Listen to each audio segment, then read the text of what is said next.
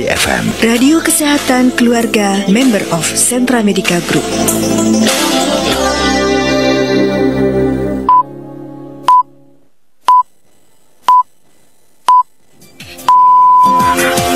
Lembaga Produksi Siaran LPS PRSSNI Jawa Barat menghadirkan siaran Jabar Now, berita yang dihimpun dari redaksi PRSSNI di Jawa Barat. Jabar Now hari ini menyajikan sejumlah berita, di antaranya Bupati benarkan Kadisdik Cianjur diperiksa KPK. Ruangan kelas ambruk, puluhan siswa di Cirebon terpaksa belajar di teras sekolah. Polisi menangkap 4 pelaku pembuatan sertifikat vaksin COVID-19 ilegal. Bersama saya, Santika Sari Sumantri, inilah Jabar Now selengkapnya. Bupati Cianjur membenarkan bahwa Kepala Dinas Pendidikan dan Kebudayaan Cianjur diperiksa oleh Komisi Pemberantasan Korupsi atau KPK. Berikut laporan dari Korwil PRSSNI Sukabumi. Bupati Cianjur Herman Suherman membenarkan bahwa Kepala Dinas Pendidikan dan Kebudayaan Kadisdik Cianjur Hilman Haris dipanggil dan diperiksa oleh Komisi Pemberantasan Korupsi ataupun KPK. Hal tersebut disampaikan Herman usai mengikuti rapat paripurna di kantor DPRD Kabupaten Cianjur Rabu kemarin. Mereka bisa aja, hanya Kadisdik aja. Itu mah nggak ada apa-apa, selesai kok. Bukan tersama, bukan hanya minta keterangan. Sementara itu, Kepala Disdikbud Cianjur sejauh ini Hilman Haris tidak merespon upaya konfirmasi kepada wartawan. Sebelumnya beredar luas chat ataupun percakapan yang diduga antara PLT Disdikbud Kabupaten Cianjur Hilman Haris dengan seseorang yang membahas pembagian proyek pembangunan. Dalam tangkapan layar tersebut, Hilman tampak kewalahan atau kebingungan dalam membagikan beberapa proyek di lingkungan Disdikbud Kabupaten Cianjur. Beberapa proyek pembangunan tersebut antara lain pembangunan perpustakaan, UKS, toilet, ruang guru, serta laboratorium komputer untuk SD dan SMP. Front Pembela Honorer Indonesia Kabupaten Bekasi meminta pejabat Bupati Bekasi mengevaluasi kinerja Dinas Pendidikan setempat.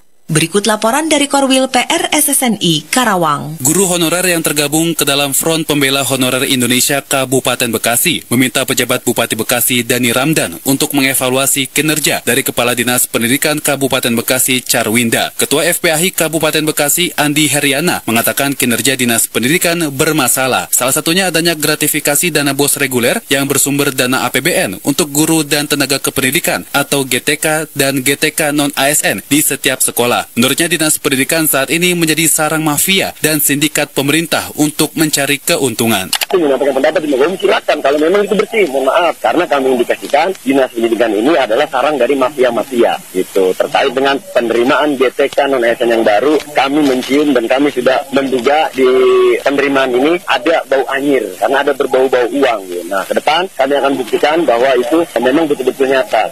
Ia meminta perhatian kepada jajaran pemerintah untuk mendahulukan kesejahteraan para guru honorer, terutama guru honorer yang sudah puluhan tahun mengabdi untuk pendidikan di Kabupaten Bekasi.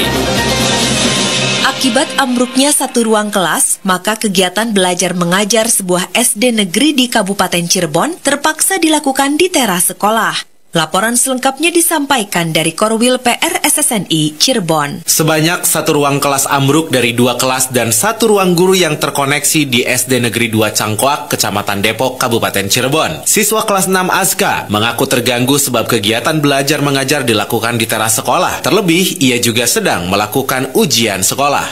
Udah 3 minggu, misalnya sekolahnya besok berangkat, besok enggak. Tapi ini kan lagi full. Itu yang ambruk kelas 4. Di tempat yang sama, Kepala Sekolah SD Negeri 2 Cangkoak Suhemi mengatakan bangunan tersebut sudah terlihat lapuk sejak April 2020 dan sudah mengkosongkan ruang tersebut selama 3 minggu sebelum diberlakukan pembelajaran tatap muka atau PTM. Memang ini sudah tidak dipakai ruangan, sudah hampir 2 tahun. Pokoknya di masa pandemi. Masa pandemi kan bulan April, Maret ya. Kita April, satu kelas ini sudah dikosongkan. Karena posisi ini sudah parah. Saya sudah kontak ke Pak Korwil dan juga sudah kontak ke Disdik. Ini juga kan katanya harus dikosongkan karena berbahaya. Masih dikatakannya, kronologis kejadian ambruknya bangunan sekolah terjadi pada Selasa pagi saat kegiatan belajar mengajar sedang berlangsung. Sementara itu, Koordinator Lapangan BNPB Kabupaten Cirebon Fauzan mengimbau bagi masyarakat pemilik gedung atau gudang serta bangunan sekolah untuk dilakukan pembaharuan. Terlebih, sekarang ini sedang melalui perubahan cuaca dari musim kemarau memasuki musim penghujan. Kami dari BPBD menyarankan kepada sekolah-sekolah dan gudang-gudang untuk mengupdate bagaimana kondisi bangunannya agar bangunan ini bisa terpantau sehingga tidak menimbulkan korban. Warga Karangnunggal, Tasikmalaya meminta pemerintah setempat mengantisipasi banjir di wilayahnya yang diduga berasal dari luapan air bendungan pada Waras. Laporan selengkapnya disampaikan dari Korwil PRSSNI Priangan. Warga Kecamatan Karangnunggal, Kabupaten Tasikmalaya minta pemerintah segera antisipasi banjir yang terjadi di wilayahnya setelah lebih 3 kali terjadi diduga berasal dari luapan air bendungan pada Waras. Haji Asep, warga penghuni Perum Duta Karang, Desa Karangnunggal menyebut banjir langganan itu terjadi setiap tahunnya sejak 2019 berdampak pada 14 unit rumah di lingkungannya. Banjir ini hampir 1 tahun sekali, meminta pada pemerintah agar supaya mengurus dan memelihara bendungan pada Waras. Hal sama juga diungkap BPD Desa Cikupa Yayat Supriyatna. Yayat menyebut sebelum ada bendungan, desanya tak pernah kebanjiran. Bahkan menurutnya 2020 lalu warga terdampak hingga 300 kakak. Karena ada bendungan yang memang sedimen-sedimennya di sebelah sana seolah-olah tanahnya terus naik sehingga terjadi banjir tiap tahun seperti ini. Karena dulu ini sebelum ada bendungan ini tidak pernah ada banjir. Camat Karangnunggal Asep Dahliana mengatakan banjir di Cikupa akibat intensitas hujan tinggi daerah genangan. Sementara di daerah Karangnunggal akibat luapan Sungai Cilanglai jalur bendungan pada Waras. Kalau ini luapan dari Sungai Cilanglai, kalau di sana itu karena intensitas hujan dengan pembuangan air tidak seimbang. Jadi akhirnya pembuangannya ke dalam buha, dalam gunung, sehingga kecil pembuangannya gitu. Jadi tersendat, sehingga luapan air ke darat. Tidak banyak yang terendam, tidak banyak sebanjir sebelumnya. Meski situasi pandemi, pemerintah desa di Kabupaten Bogor masih bisa membangun gedung serbaguna dengan anggaran dana desa. Berikut laporan dari Korwil PRSSNI Bogor. Pemerintah Desa Pondokudi, Kecamatan Kemang, Kabupaten Bogor terus melakukan pembangunan di wilayahnya. Selain pembangunan infrastruktur jalan, pemerintah desa juga kini tengah membangun sebuah gedung serbaguna untuk warga di Kampung Pondok Udik. Kepala Desa Pondok Udik M. Sutisna mengatakan pembangunan gedung serbaguna yang dibangun oleh pihak desa di atas lahan hibah 1.000 meter persegi itu rencananya akan dibangun untuk sarana olahraga dan membantu warga untuk acara pesta pernikahan. Pembangunan gedung serbaguna yang dibangun dari anggaran dana desa tahun 2020 senilai 300 juta rupiah itu, bangunan tersebut kini sudah rampung mencapai 70%. Gedung serbaguna yang saat ini sedang dibangun ini melalui anggaran yaitu dana desa. Alhamdulillah di situasi pandemi saat ini yang mana anggaran itu digunakan untuk BLT dan juga penanggulangan COVID, namun kami pemerintah desa masih bisa mampu untuk mengondisikan sebagian dana untuk membuat gedung serbaguna tersebut ini. Menurut M. Sutisna, bangunan gedung serbaguna yang telah ditargetkan rampung pada bulan Oktober 2021 diharapkan bisa bermanfaat untuk masyarakat. Polisi berhasil membongkar praktek pembuatan sertifikat vaksin COVID-19 ilegal dan menangkap para pelakunya. Sebanyak 2 dari 4 pelaku ternyata mantan relawan vaksinasi massal.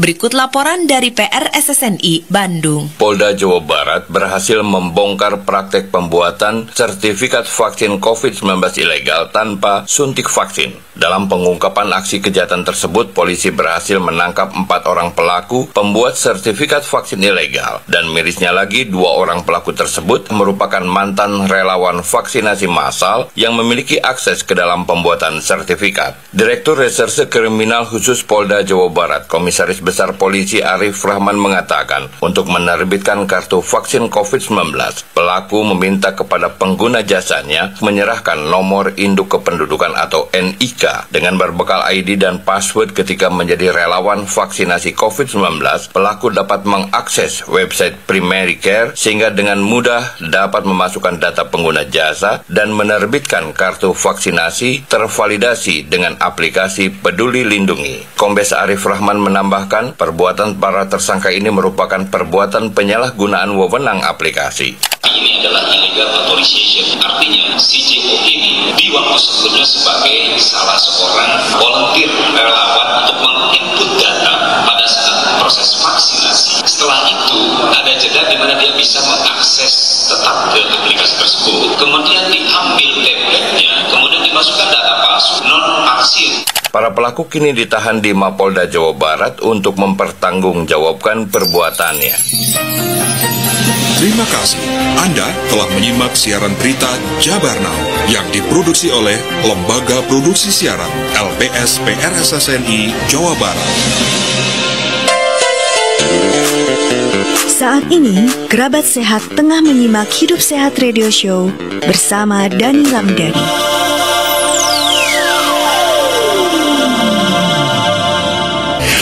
KISI FM Bogor.